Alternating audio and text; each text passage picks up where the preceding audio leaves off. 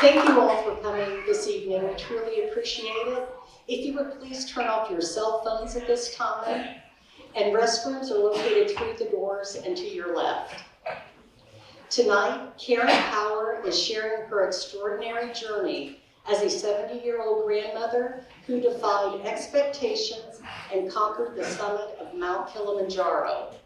Her presentation will take you through her 6-day trek. Karen is a retired college professor, educator at local parks, and volunteers to maintain trails. Her long-distance hikes include the 1,100-mile Florida Trail, the 480-mile French Way on the Camino de Santiago, and many others. Karen enjoys inspiring audiences of all ages to pursue their dreams, no matter the obstacles. Please join me in welcoming Karen Power.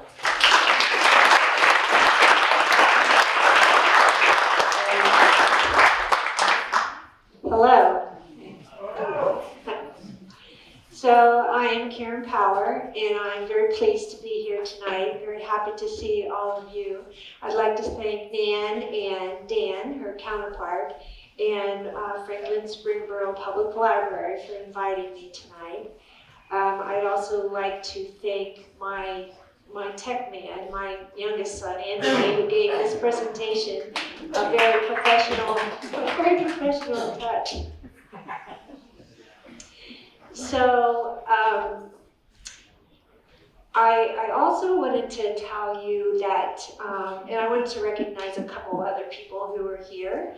So as you know, Andy Niekamp is the founder of Dayton Hikers, and Andy's in Florida enjoying the sunshine, but he sent his mom and dad and his cousin Mary. So welcome. Also here tonight is my travel partner, my hiking partner, Pam. She is a first cousin by marriage, but my blood cousin is right here. And Pam is going to, she's going to come up front after the presentation. Her perspective was just a little bit different from mine. She had some good strategies that if you're going to hike Kilimanjaro, you're going to want to talk to Pam. Also, I'd like to recognize my children who are here, my sister-in-law, and I have 2 grandbabies here. Yeah, that's grandbaby number 4, and that's grandbaby number 2. How many of you have hiked Kilimanjaro? Anybody? Yeah. How many of you would like to hike Kilimanjaro? Very good. That's good to hear. So I'm going to give you a brief overview with some facts and statistics that I hope will be helpful.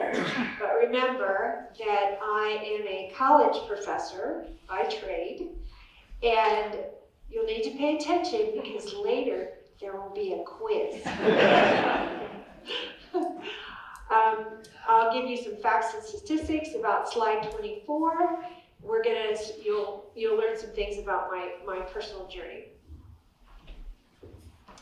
So Kilimanjaro means great mountain, and it is in Kilimanjaro National Park. Kilimanjaro National Park is about 200 miles south of the equator and along the border of Kenya. Kilimanjaro National Park was officially opened in 1977. It became a site in 1989 for the World Heritage Site. Tanzania, it is in Tanzania, and Tanzania is considered Eastern Africa. Tanzania is one of the world's poorest nations. Per capita is about $1,000. 31 million people. Farming is the main industry. Coffee, cotton, tobacco, nuts, tea.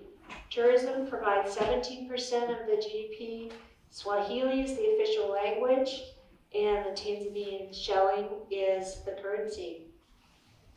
I thought I'd give you some of the geology of Kilimanjaro. Okay, it is one of the big 7, which means Of the 7 continents, there's one highest peak, and Kilimanjaro is number 4 of the big 7. Everest is the tallest. The smallest is Kosciuszko in Australia. It's only 7,200 feet. If you're thinking about doing the 7 peaks, you might want to start in Australia. Kilimanjaro is 19,300 feet, and Denali is about 1,000 feet higher than that.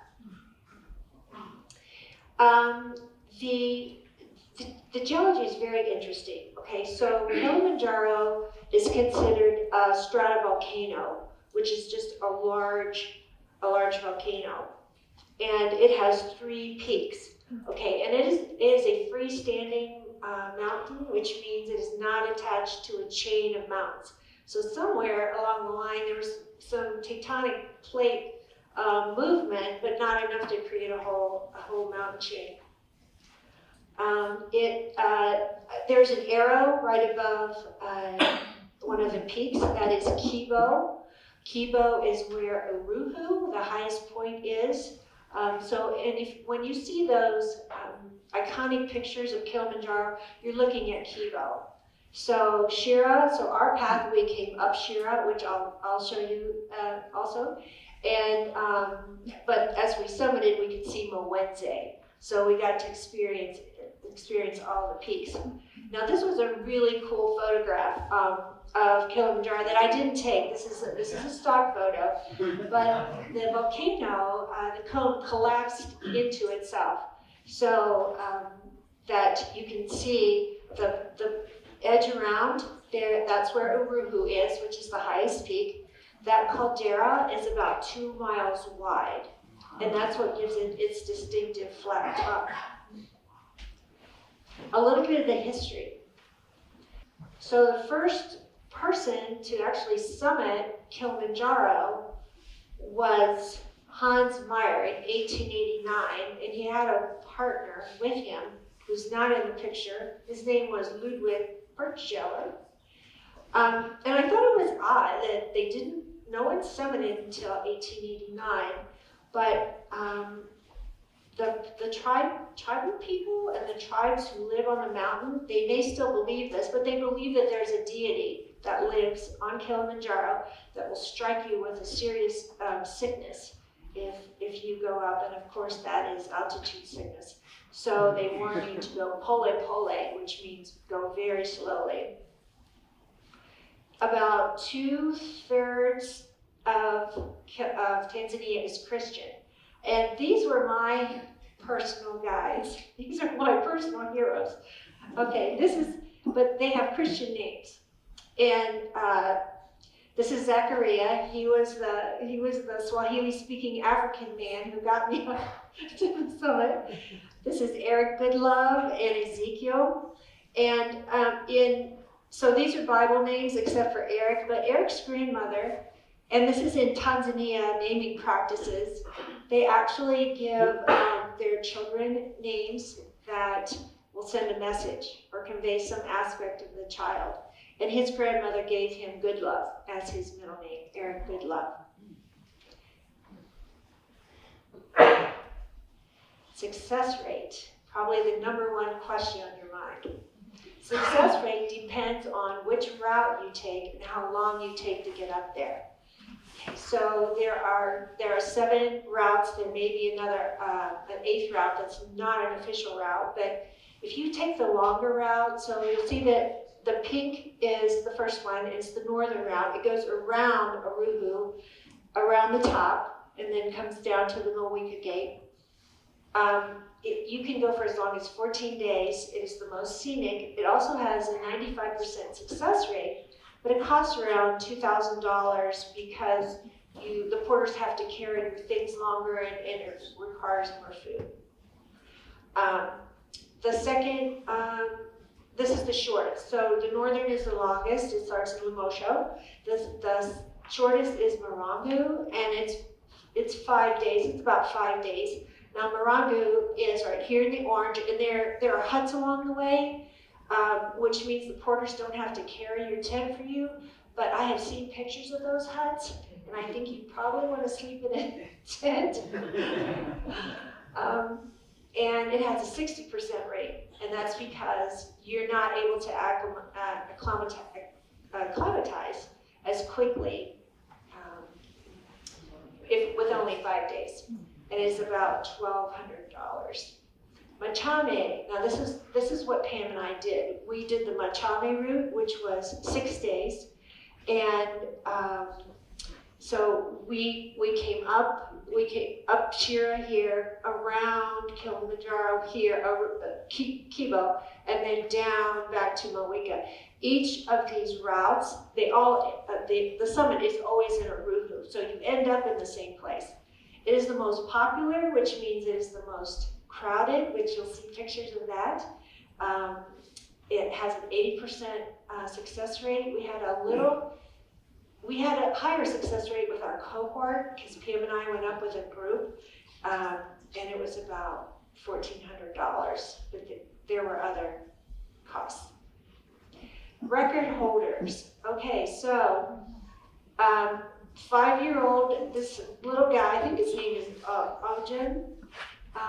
He's from Serbia. The legal age to go up Kilimanjaro is 10, but if you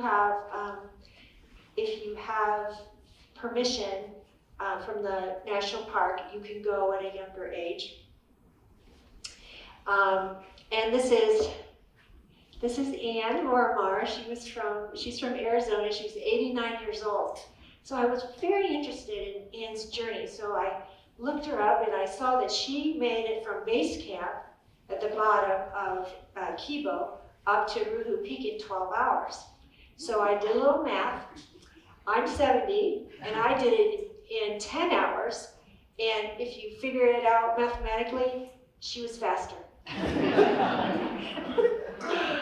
Yeah. The climate zones. Okay, this is very cool. So the climate, there are 5 climate zones. So we stayed, the first night we stayed in a lodge, and we were at this level, okay? And then we took a van up to the Mawika Gate. We started in the rainforest.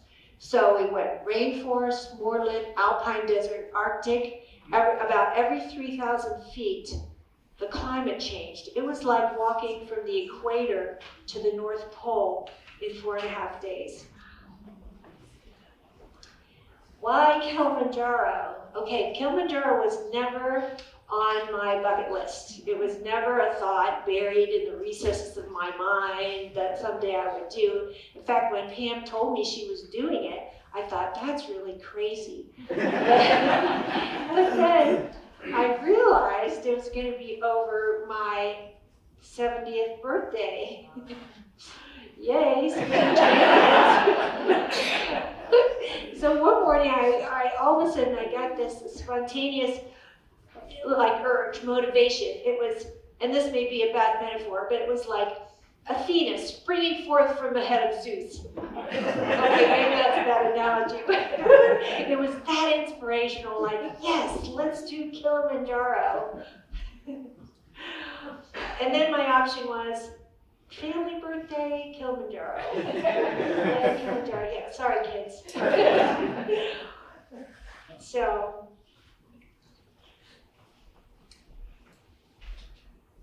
and there's Pam. And another reason why I went is Pam's a very fun travel partner. She's a very fun person. Boy, did we have some experiences. Okay. Oh, but I do want to say that I wasn't a total novice to hiking. I've done the Florida Trail, the Whites in New Hampshire, the Camino, the Chateau Trace, and so I was very comfortable with living outside for 5 or 6 days because I was a hiker. But I do want to make it clear that under this grandmotherly veneer, there is nobody who has any athletic prowess. I am not an athletic person, but hiking is kind of low risk and low risk, low injury those kinds of things. So it's a good thing for me. So here was the gear that, this is a short list. Okay, so my gear, sleeping bags, pad, poles, water purification, although we didn't end up using them, water bladder, water bottle, day pack, backpack, boots, rain gear, Arctic gear, and lighter clothing. What the company provided that we went up Kilimanjaro with was a 3-man tent, sleeping pad, sleeping bag. You could rent your gear, and I also rented the sleeping bag because I knew from sleeping outside the past that in 20 degrees it's pretty cold. So I took 2 sleeping bags with me. You get 3 meals a day, and we always had fresh water. And I wanted to point out that this is a picture of Pam's gear. See how organized she is? And this is a picture of my gear. I kind of just throw everything in my living room and then hope it all comes together. But you know what I say about organized people. And my friend Carol knows this because she was with me when this realization came over me. Organized people are just too lazy to look for things. But Pam maintained her strong organizational skills the whole trip. This is what we needed. We had typhoid, Hep A and Hep B, which I had for previous trips. Rabies, that was kind of a new one.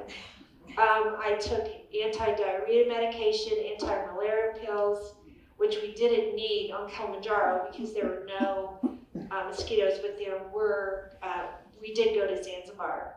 Ibuprofen, Diamox. Diamox is altitude sickness medicine, which we all used. We all had that with us. And so the journey begins. So we left from JFK. It was a 14-hour plane ride to Nairobi. We got to Nairobi. We had a 10-hour layover. The flight was delayed. Then it was about 8 o'clock. We hopped on another plane to fly to Moshi, which is where Kilimanjaro is. And we arrived, so 36 hours later, we arrived to the lodge where we're staying. So we had a 36-hour trip, and I just want to say something about traveling. You know, when they say you gain 8 hours, because Tanzania is 8 hours ahead, you're losing 8 hours sleep. I think it's a misnomer to say you're gaining anything because we were dead tired. We were all so tired. But this was our cohort. The only other person I knew was Pam. She's in front. The only other person Pam knew was Jeanette. Jeanette is right behind Pam.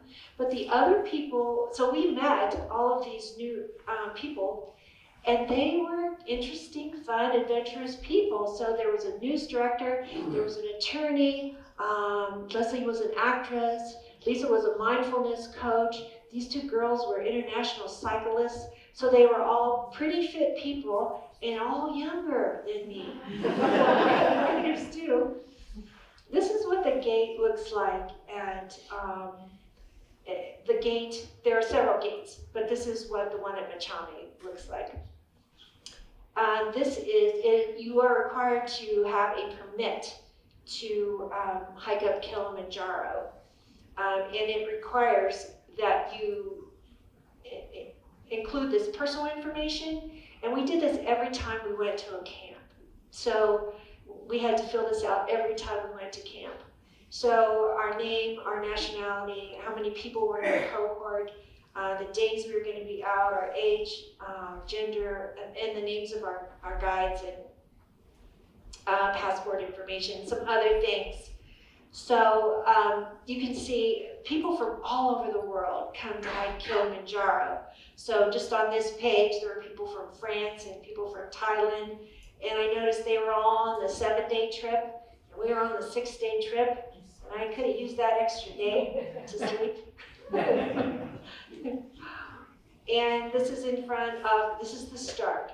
Okay, so at every camp, these signs were constructed the same way. They're like timber and weathered wood, and those were all of the camps along the way. So this is Machame Gate. Very good. Okay. This is what our first day looked like. And so we hiked 7 miles that day, and we got started late. We got in late. We got up the next morning early.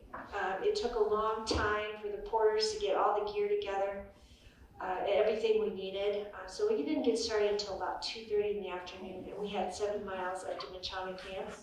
We hiked about 4,000 feet. That was an elevation gain, and it was tropical rainforest, and it felt good to be hiking, and it was beautiful, and lots of ferns and moss, and just beautiful trees. It was awesome. So our guides actually had to beat us to camp, but at the beginning we all started out together.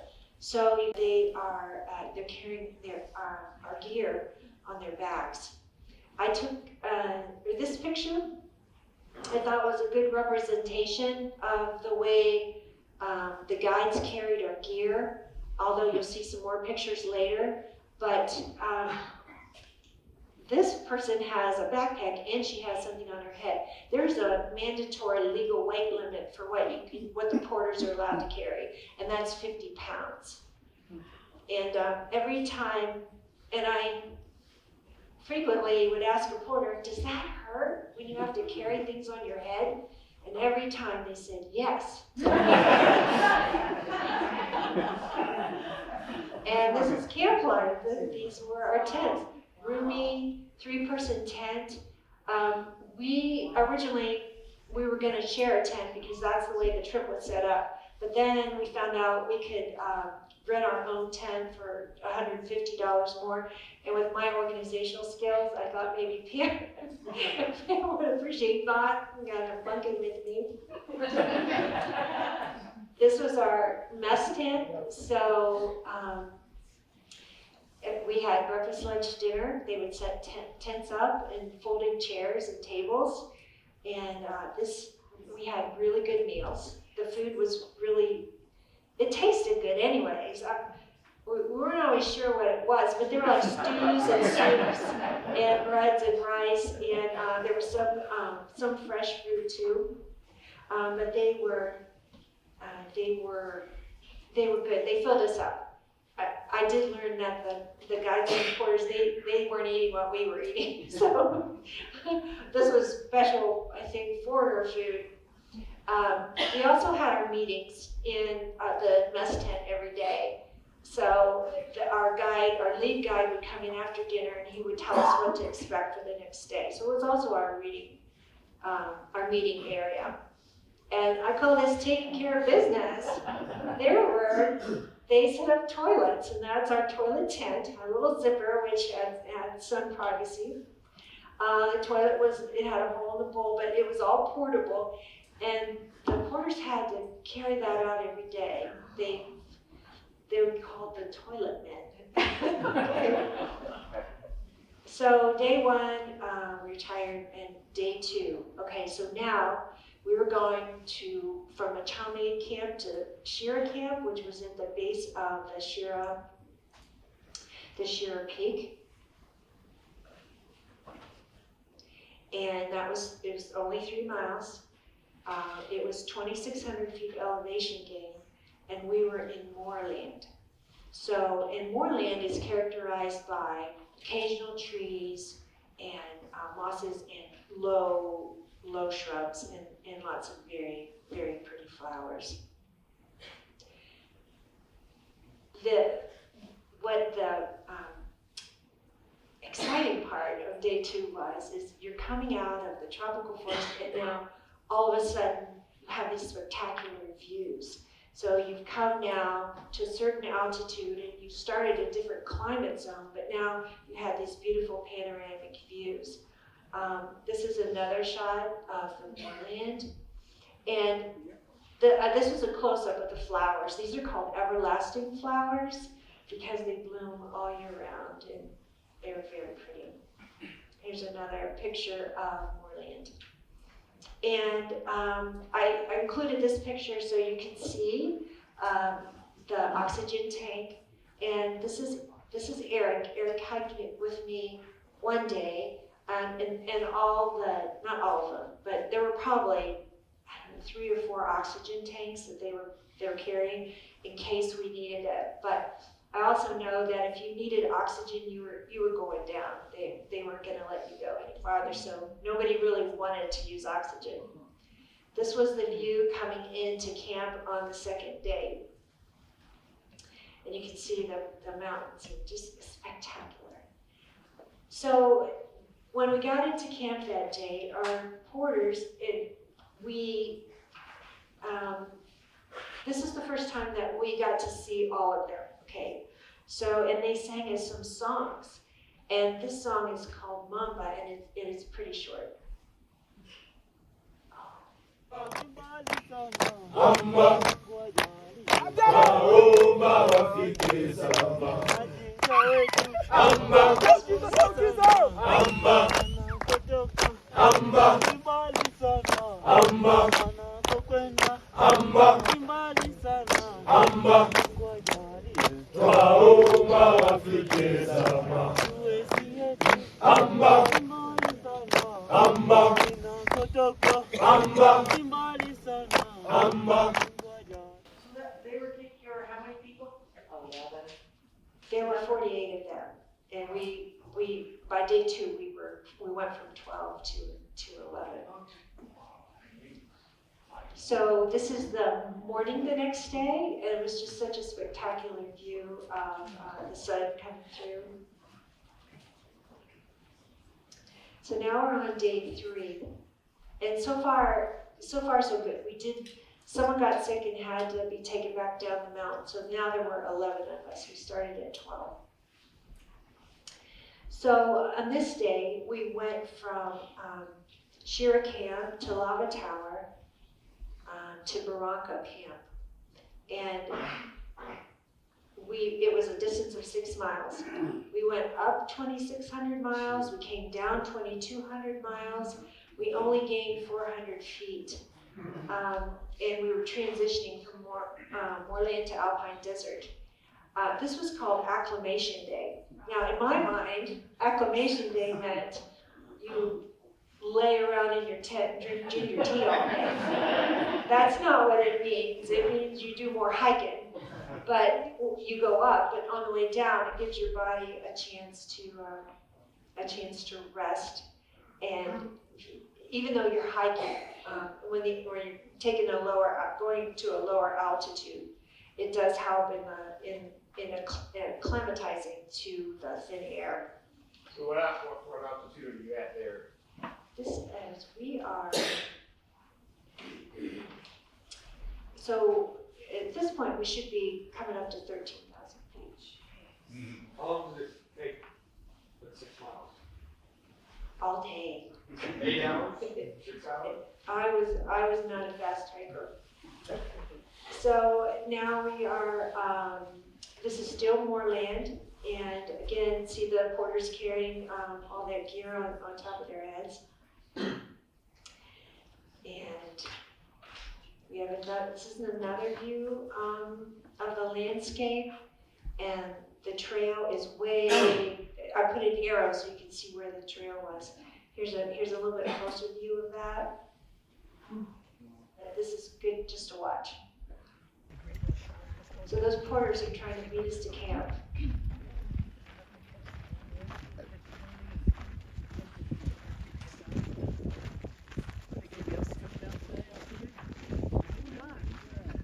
There was actually a gal snowboarding in a tree, a young girl, and they didn't find her.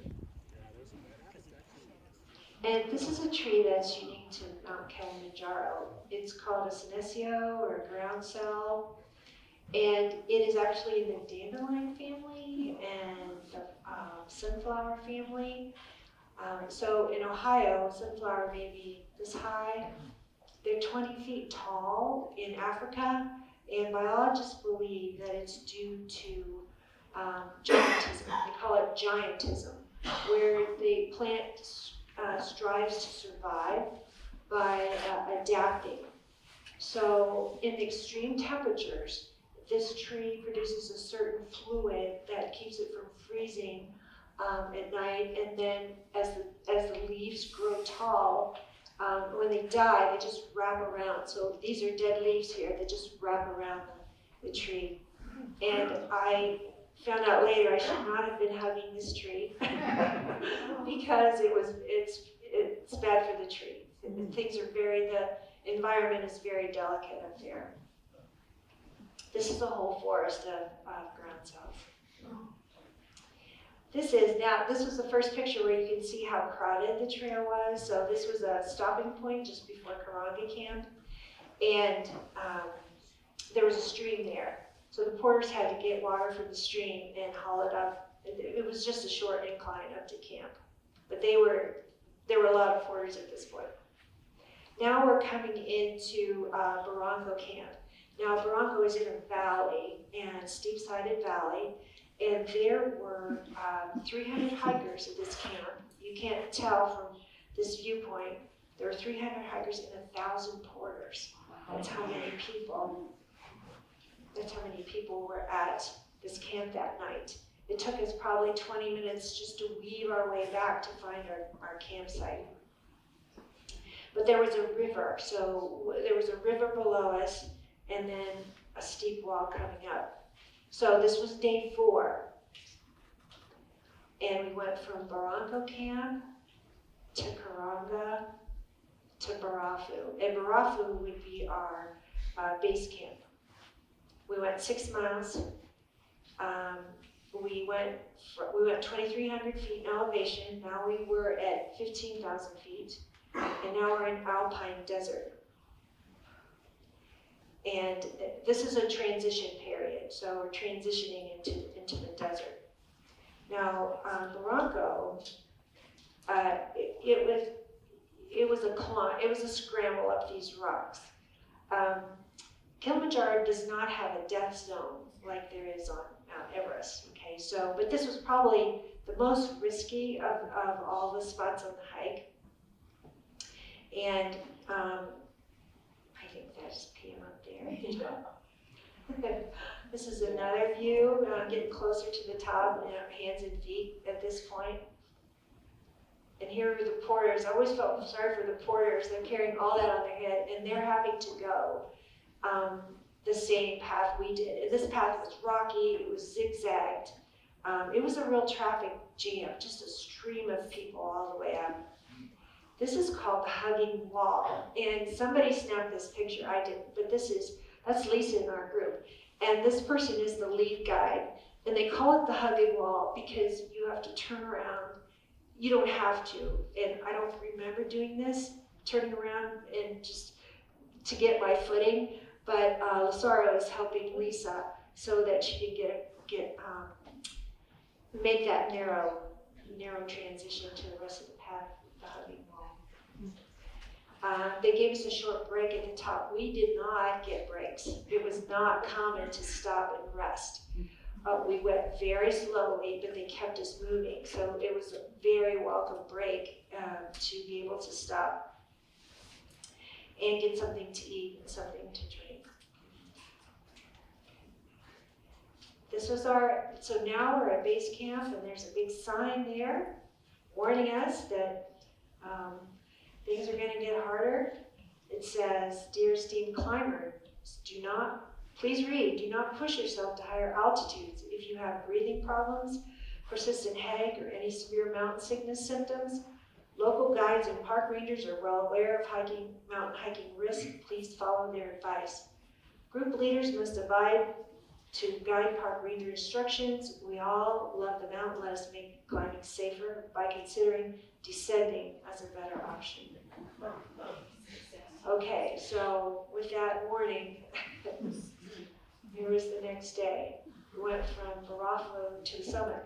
We went to Aruhu, and then we came down and we descended to Millennium Camp. So we went 3 miles up from 15,000 to 19,000. We went 6 miles down, 19,000 to 10,000. So we up 4,000, down 9,000, and it was Arctic ice, but not to the very top. This is summit morning. I snapped this picture, so you can't see things very well, but can you see the headlamps? There were people, and this was about 1 in the morning, so I got up at midnight. I had asked to go up early because I was just slower than the rest of my cohort, and I snapped this picture. There were hikers all the way already on the mountain that morning. This is, so we're coming up. This is, I think this might be Mwenze, the other peak. So when the sun started coming up about 5:30, sunrise I think was about 6, and this is, you can see all the rocks. Now it's all desert, and we were above the clouds. It was like looking out an airplane window. And before I go farther, I need to talk about altitude sickness for a little bit, because it is a reality. So every step we took, the air got a little bit thinner. And it's not like there's not oxygen in the air. There is plenty of oxygen. It's just that it's low air pressure at the top. So there's not enough pressure to push the oxygen down to your lungs. So you start to compensate, you start to breathe faster. Well, when you start breathing faster, your blood gets thicker because your blood is making more oxygen.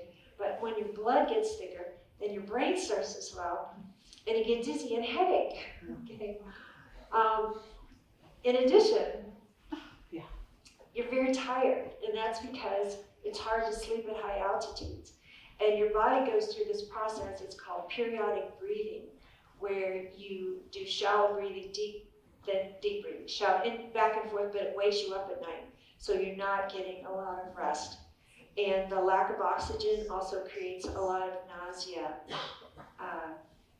as you hike. And I was plagued by nausea and fatigue. I had a little bit of a headache the first day, but wasn't dizzy, and was really hoping my brain wasn't swelling. Okay. So my guide that day was Zachariah, and he's taking these pictures of me on the way up. And I spent a lot of time doing this. And I noticed that Zachariah had a radio. Well, everybody they assigned to me seemed to have a radio. So, and I'm pretty sure Zachariah was talking to the head, the lead guide, Lazaro. And I think this was a conversation they were having in Swahili. I think Lazaro would say, "What's Karen doing now?" And Zachary would say, "She's vomiting behind a rock." He's like, "Is she gonna make it?" "I don't know. It doesn't look good." I was pretty miserable, but I could have done it better. And you need to talk to Pam. She really got this one. Okay. In the meantime, my cohort had passed me. They summited. Look how happy they look. They're all smiling. They got their arms around each other. And I was about 2 hours behind them, and I was kind of feeling like this. He's got his hand, one hand on the ground. Yeah, that was me. So 10 hours later, I summited Kilimanjaro. And I'm not smiling. It was the hardest thing I had ever done in my entire life. That's my about to be sick face. I availed myself of every opportunity to be sick, because when you vomit, it saturates your body with oxygen. So it was really a relief. Okay, this is what the sign says. It says, "Congratulations." Okay, again, weathered wooden planks. "Congratulations, you are now at Ruhu Peak, Tanzania, 5895 meters, AMSL, above mean sea level, Africa's highest point, the world's tallest freestanding mountain, one of the world's largest volcanoes. Welcome." And I understand that that has since July, this has been replaced with one of those green green shiny tubs. This is what it looks like on that edge of that caldera at the highest point. This is 9 seconds, and you'll see what that looks like. More snow. And I should probably tell you too that Kilimanjaro is a dormant volcano, which means it's just resting. Shira is extinct, Mwenzi is extinct, but Kilimanjaro is could possibly become an active volcano again. These are some of the pictures going down. So now we're in Arctic weather. That path that you see me on right there, that has been that was melted away by thousands of hikers. Okay, so I'm like, oh, did somebody shovel this? No, people have this is the only trail up to Oahu. Here's a glacier at the top, and here's another glacier, and this is something sad. So 100 years ago, Kilimanjaro for 7 miles was covered in glacier. 7 square miles. Okay, now it's less than 1 mile in glacier. And by the year 2050, there will be no glaciers on Kilimanjaro. So now it's time to go down, and the descent was just massive. It was the grade was very steep. It was all scree. I slipped a lot going down, but you know what? I was feeling so happy. I didn't care. And I also felt better. I just immediately, and Zachary had told me I would feel better. I did feel better right away. So now we're coming down. Now we still have spectacular views. This is Mwenzi. You can see across the way. There's the trails. See how that trail is just slanted down. Another view of just the landscape is so beautiful. And this is, so this was the first time I had seen any type of rescue, anything that would serve as a rescue. As I was going up, I saw people were being carried down by the porters as I was going up. And so this was it was a metallic kind of stretcher, and I was just sitting there as a place to sit. But 3 people died last year in Kilimanjaro, all from altitude sickness. So you have to take it very seriously. But they do carry your body. They will extract your body. They will evacuate your body. It's not like Mount Everest, where they kind of leave your body up there and use them as markers use them as trail markers, like go north at the hiker with the boots. That's not true on Kilimanjaro. And they had sent the porters up. The porters didn't summit with us. They were still back at camp, but were sending people up with tea and snacks. And I think these were the guys who were taking wagers on whether I was going to make it. They wanted to see if I really made it. And this is camp that night. So this is our final night at camp. So I got up at midnight. It took me 12 hours to summit. It took, I don't know, 10 more hours. Let's see, 12 hours to summit, and then 8 hours to get down to camp that night, Millennium Camp. So I had been hiking for a total of 20 hours without a lot of rest, because Zachary would not let me. I would say, Zachary, can I just go over there on those rocks and lie down? And he'd say, no. I'm like, Zachary, can I? And so I'm like, no. He was very good. He was like, Karen, push. And he was my hero. That Swahili speaking African man is my hero. And I'll text him after the presentation to show him a picture. So this was our last day. This was an easy day. So we went from the Millennium Camp to Mohican Camp. We just passed through, down to the gate. So now we went from 8,000 feet to 5,000 feet, 8 miles forest, and now we were back in the forest. This was our cohort. Jambo, jambo bwana, habari gani? Nzuri sana, wageni mwakaribishwa Kilimanjaro, hakuna matata. Tulianza Matame, hakuna matata. Na Shira tulilala, hakuna matata. Lava tulipita, hakuna matata. The song is Hakuna Matata, that's how they sing it. And I did not realize that Hakuna Matata was actually anything. I knew it was from Lion King, that's how I learned Hakuna Matata, but it actually is Swahili, and it means no trouble. So I asked Zachariah, like, what is the video saying? And you can just watch it, and it was saying, you're gonna go up Kilimanjaro, and it's gonna eat you up and spit you out, but just go slow and drink a lot of water. So, but it was very fun. And I had not cried the whole time. But this kind of made me misty-eyed. It was just a joy. It was just a joyous moment. Then they had a video, or I took this video of the celebration. They had some sparkling cider, and they were all clapping, and they baked us a cake. I don't know how they baked us a cake, but yeah.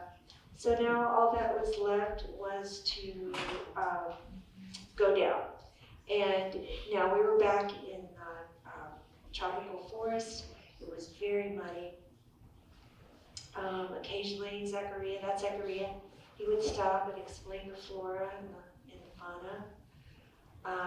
These are colobus monkeys, and these little guys, they were in the trees. So they were in the trees all the way down. We could see the monkeys, like, they look so happy, like, oh, look.